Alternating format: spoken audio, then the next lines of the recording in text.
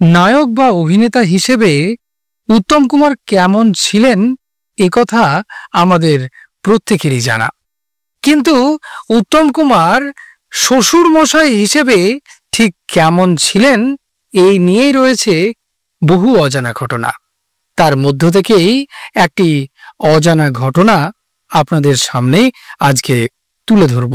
আর আপনারা রয়েছেন প্রতিদিনের মতো আবারও the legend and history 365 YouTube চ্যানেলের পর্দায় দেবার্গর সাথে।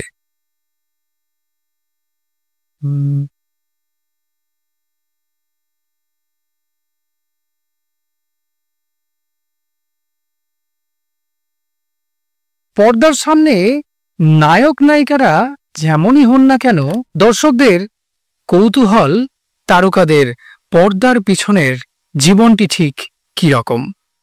অধিকাংশ সময়ই এই জায়গাটি অধরায় থেকে যায়। তেমনি অধরা ছিলেন বাঙালির ম্যাটিনি আইডল উত্তম কুমার। তাকে কে না পছন্দ করতেন।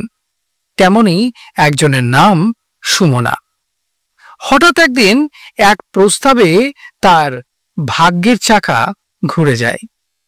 উত্তম কুমারকে পছন্দ করতেন তিনিও, তবে জানতেন না সেই মহানায়কই একদিন তার দরজার সামনে এসে দাঁড়াবেন, প্রস্তাব আনবেন ছেলের বিয়ের জন্য। সুমনার হবু শ্বশুর মশাই। ভাবা যায় এরপর গৌতম চট্টোপাধ্যায়ের সঙ্গে তার বিয়ে হয়। গিরিশ মুখার্জি রোডের বাড়িতে বউ হয়ে আসেন সুমনা। সবটাই যেন স্বপ্ন। তবে শ্বশুর মশাই হিসেবে কেমন ছিলেন উত্তম কুমার তা জানতে পারা যায় সুমনার দেওয়া আনন্দলোককে দেওয়া একটি সাক্ষাৎকারে। শ্বশুর হিসেবে যা চেয়েছি সবই পেয়েছি ওনার থেকে। প্রচণ্ড কর্তব্যপরায়ণ ছিলেন উত্তম কুমার। খোঁজ খবর নিতেন প্রতিদিন। বাড়িতে এলে আমি জিজ্ঞেস করতাম, বাবি চা খাবেন? খেতেন মাঝে মাঝে, তবে বেশিক্ষণ দাঁড়িয়ে কথা বলতে পারতেন না সুমনা। কেমন যেন ভয় ভয় করত, অথবা অন্য কোনো অনুভূতি যার কোনো নাম নেই। বিয়ের আগের দিনই সুমনা বুঝেছিলেন উত্তম কুমার ঠিক কতটা যত্নশীল। তার বাড়িতে আশীর্বাদ করতে গিয়েছিলেন মহানায়ক উত্তম কুমার। খুব স্বাভাবিকভাবেই বাড়ির সামনে উৎসুক জনতার ভিড়। বাড়ির ভেতরে অপেক্ষায় সুমনা।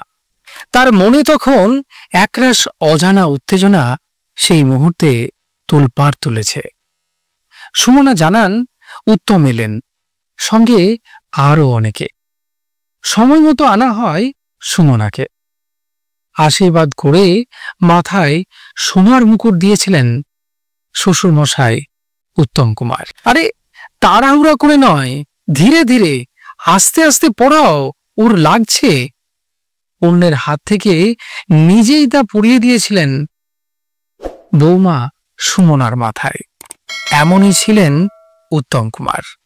তো বন্ধুরা, আপনাদের এই অজানা তথ্যবহুল ঘটনাটি জানতে পেরে ঠিক কেমন লাগলো অবশ্যই কমেন্ট বক্সে কমেন্ট করে জানাতে ভুল করবেন না।